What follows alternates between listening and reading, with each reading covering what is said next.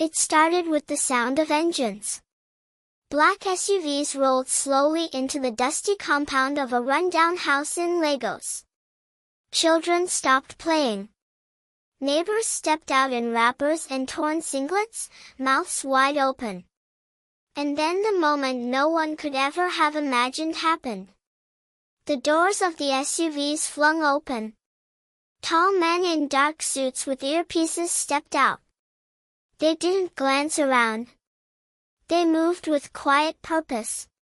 One of them, an older man with gray-streaked hair, opened the back door of a Rolls-Royce Phantom, and just before he did, he turned and said, "Boss, we are here, sir."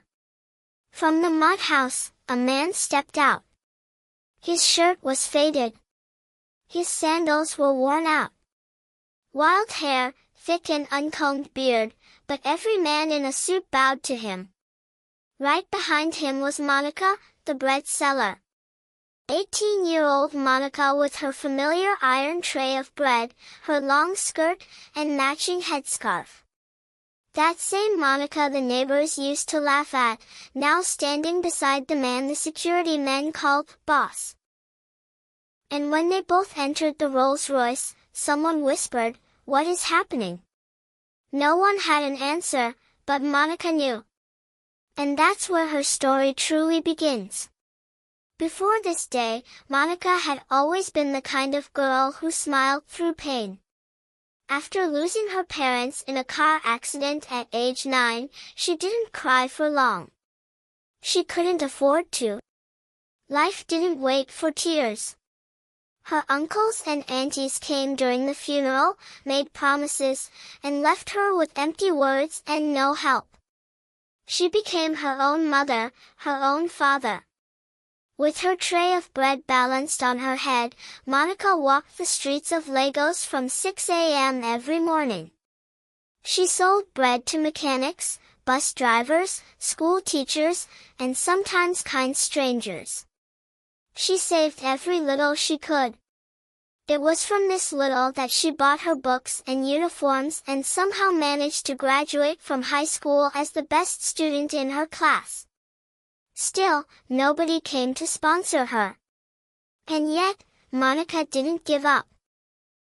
Her late mother's voice always played in her mind. You don't need everything to help someone. From the little you have, give. One day it will come back to you. And so she kept helping people, sharing her bread when someone looked hungry, offering a bottle of water to a tired stranger, and she did it without expecting anything in return. Then came the homeless man. It was a Tuesday morning, the kind of morning when the Lagos air smelled of exhaust, pepper soup, and opportunity. Monica had just finished selling 5 loaves and was counting change under the shade of a mango tree when a quiet voice called out, "Excuse me, sister." She turned.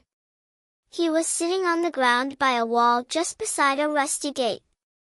He looked rough. His shirt was torn at the collar. His hair was wild. His beard was thick and uncombed. He looked like he hadn't eaten for days. Monica blinked, unsure. People avoided men like this. They were afraid. But Monica? She walked up to him. "Yes, sir." The man gave a faint smile. "My name is Adam." She tilted her head. "I'm Monica. You sell bread?" "Yes." "Why so early?" She smiled. "Because I need to. I lost my parents when I was 9. I've been doing this ever since." Adam nodded slowly. "You're strong. I haven't eaten in 2 days. But I'm not asking you for help." Without another word, Monica removed a full loaf from her tray, the biggest one. She handed it to him. Adam looked at it, then looked at her. "Why?" "Because you need it more than I do. My mother used to say, kindness brings miracles." Adam took the bread with shaking hands. "Thank you, he whispered. One day I'll help you back. Monica laughed softly. I'm not doing this to get help. I just know what it feels like to have nothing. And just like that, something in Adam's heart shifted. The next day, Monica passed by again. Adam was in the same spot. She waved, smiled, and after a few jokes, gave him another loaf.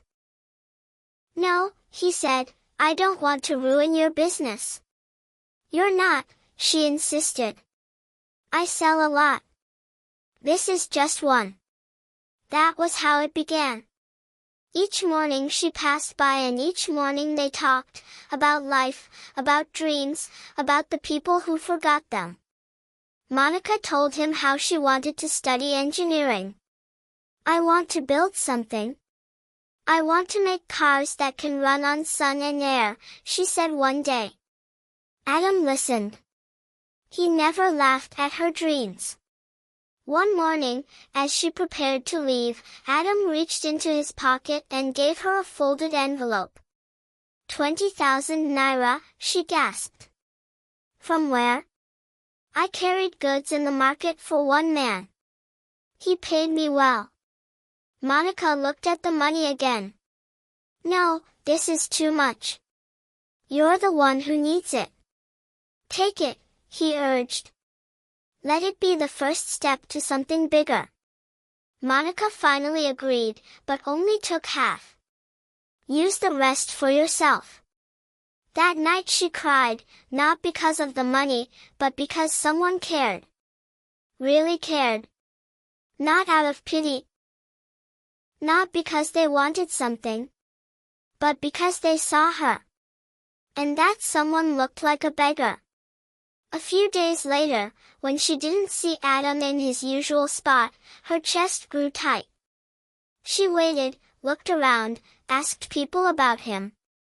When she finally saw him returning from the market, dusty and sweaty, she ran toward him.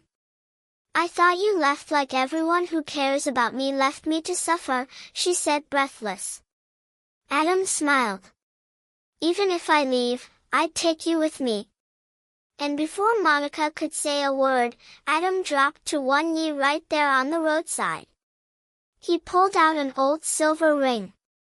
I don't have much now, he said.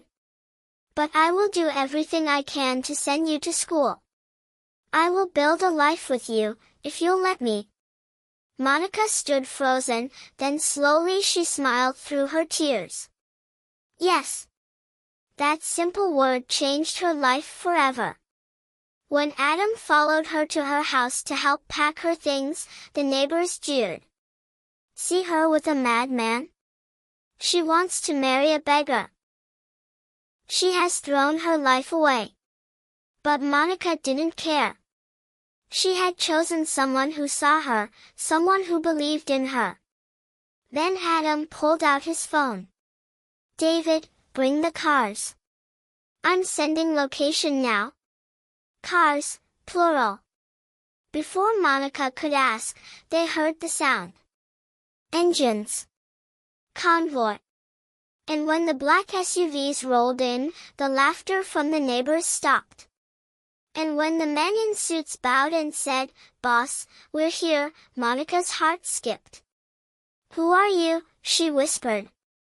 Adam turned to her, calm, smiling. My name is Adam Johnson. I own Johnson's automobile. Her mouth dropped open. Then the Rolls-Royce door opened for her. Monica stood frozen. Was she dreaming? But the man she thought was homeless had just called a convoy, and the whole street had seen it. She stepped into the car, and everything in her life changed in one breath. The soft hum of the Rolls-Royce engine felt nothing like the noisy Danfo buses Monica was used to. As the car glided through the streets of Lagos, her fingers clutched the edges of her skirt, and her eyes darted between the tinted windows and the man seated beside her. The same man who once sat barefoot outside a rusty gate. Adam Johnson, she repeated, her voice shaky. Johnson's automobile? That one that makes those big jets on TV?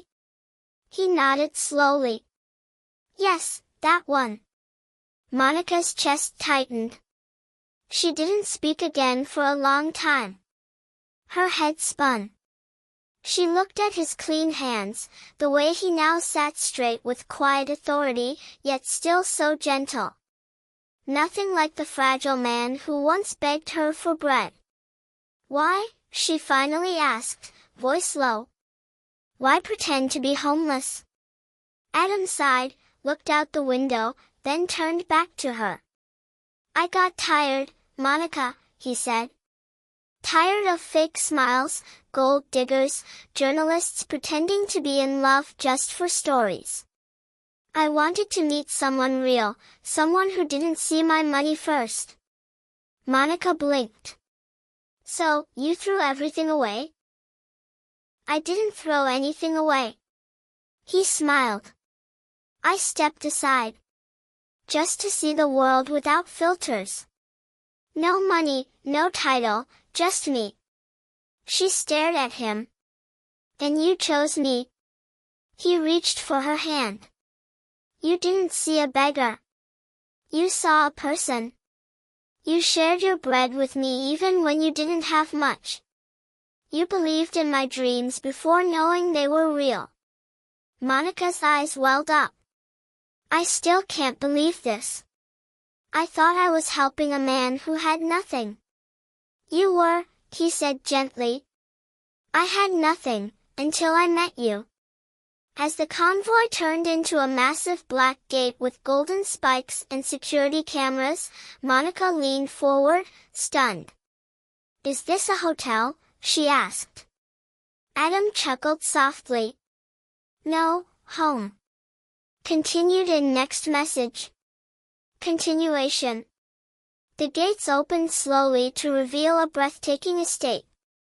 Towering palm trees lined the driveway, and water fountains danced in the center of the lush, manicured lawn.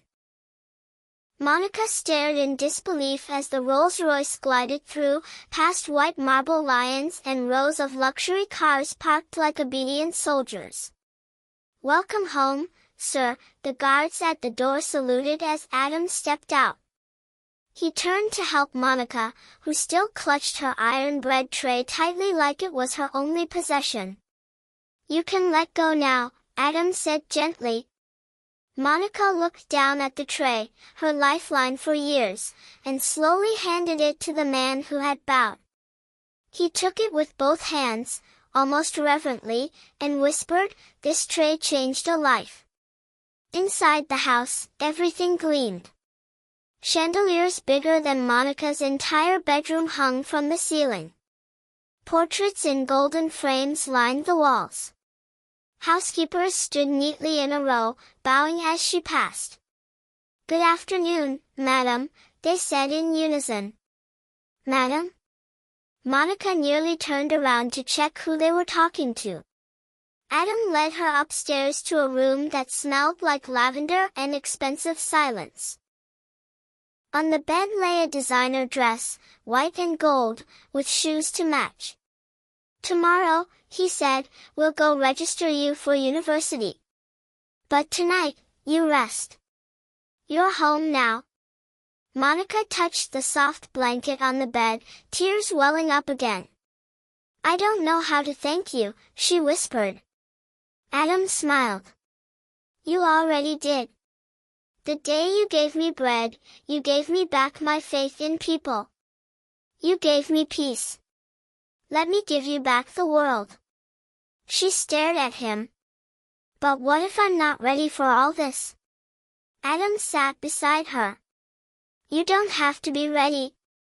You just have to be willing to grow. The rest? I'll handle it." That night, Monica didn't sleep. She lay in bed thinking about the first day she sold bread on the streets. How she was pushed, insulted, ignored. How she almost gave up. But now? She was in a mansion, engaged to a billionaire, about to go to university. All because she gave a loaf of bread to someone who looked like he had nothing. 3 years later, Monica stood behind a podium in a massive hall filled with thousands. Cameras flashed. News reporters scribbled. She wore a sleek suit and carried herself like someone born to lead. And that is why Johnson Foundation will continue to support young girls like me, she said, her voice steady. Because kindness doesn't need a reason. And sometimes, the one you help today may be the key to your future tomorrow. The hall erupted in applause. In the front row, Adam sat with pride on his face, their 3-month-old son asleep in his arms. And as Monica looked around, her eyes found an old tray, framed, hanging on the wall behind her, above the words. This is where everything began. The business associate's tone didn't sit right. I just wanted to say, Madison continued, you're quite the story. From bread seller to billionaire's fiancé, you should write a book. Monica smiled awkwardly. Thanks, I guess. Madison stepped closer. But fair warning. Adam's world isn't all love and fairy tales. Some of us worked for years to be where he is, and we don't like interruptions. Monica blinked. I'm sorry. Madison leaned in. You're not special, Monica. You're temporary. Then she turned and walked away, her heels clicking like gunshots. That evening, Monica sat in her room, the ring on her finger feeling heavier than before. She remembered the voice on the phone. Madison's icy words. Adam's silence since the proposal. She needed to know more. While Adam was at a board meeting, she entered his private study, a room he'd always kept locked. But he had once told her, you're free to go wherever you want. I have nothing to hide. Inside, she found a locked drawer. Searching around, she found a key taped beneath the desk. The drawer creaked open. Inside were old journals. She flipped through one until a note caught her eye. She must never know the real reason I left. If she finds out what happened in London, it'll all fall apart. Monica's hands trembled. What happened in London? Who was she? That night, at dinner, Monica barely touched her food. You're quiet, Adam said. I went into your study today. Adam froze, his fork midair. You told me I could go anywhere, she said softly. I did, he replied carefully. I found your journal. Silence. Monica, he began, there are things I haven't told you. Not because I wanted to lie, but because I didn't want to ruin what we have. Then tell me now, she whispered. What happened in London? Who's trying to scare me away? Adam put his fork down. 3 years ago, I was engaged to someone named Madison Vale. Monica's eyes widened. Madison? The woman who met me on campus? He nodded. She was smart, beautiful, but she wanted the company, not me. She planted a spy in my board. When I found out, I ended things. She threatened revenge. Monica's heart raced. So why is she here now? She said she'd come back, and now she knows you're the one I love. The next morning, Adam received an unmarked envelope. Inside was a blurry still frame, Monica selling bread, appearing to exchange a white envelope with a customer. Drugs? Money? The image was unclear, but damaging enough. Adam slammed his fist. She faked this. She wants to break us. Monica stared at the photo. She's going to destroy you, because of me. Adam grabbed her shoulders. No. She's trying to destroy us. Because she can't stand what we have. Monica looked away, tears in her eyes. She's right. I don't belong here. Adam moved closer. You do. I chose you because you're the only thing that's real. But Monica was already doubting. That night, she wrote a note, packed a small bag, and left the ring on his desk. A taxi waited. From the shadows, Madison watched, whispering into her phone, "She's leaving him. It's done." But behind the mansion gate, someone else was watching, camera in hand. Someone with their own plans for Madison. Inside, Adam read Monica's note. I love you, Adam, but I refuse to be the reason your world burns. Don't look for me. His knees buckled. She was gone. Monica sat quietly in the back of the cab. The city lights of Lagos blinked past like ghosts. Madison's words echoed, "You're not special." But Monica wasn't running because she believed her. She was running because she was scared she might cost Adam everything. The cab stopped at an old house, the same compound where she once sold bread. No guards. No maids. Just silence. She was alone again, or so she thought. Back at the mansion, Adam's long-serving staff, Benedict, revealed a GPS pin on Monica's phone. She didn't leave because she stopped loving you. She left to protect you. Adam stared at him. How do you know? I never trusted Madison, Benedict said. She's working with someone inside your board. That envelope wasn't just a threat. It was bait. And Monica took it. Adam stood. No more running. I'm bringing her home. Monica hadn't been at the compound for 2 days when her uncles arrived, the same ones who ignored her after her parents died. Monica, our daughter, they said. Why did you run? Do you know what that man has? Let us support you. Support? She snapped. When I begged for 5,000 naira to register for exams, you told me to marry a carpenter. That was then.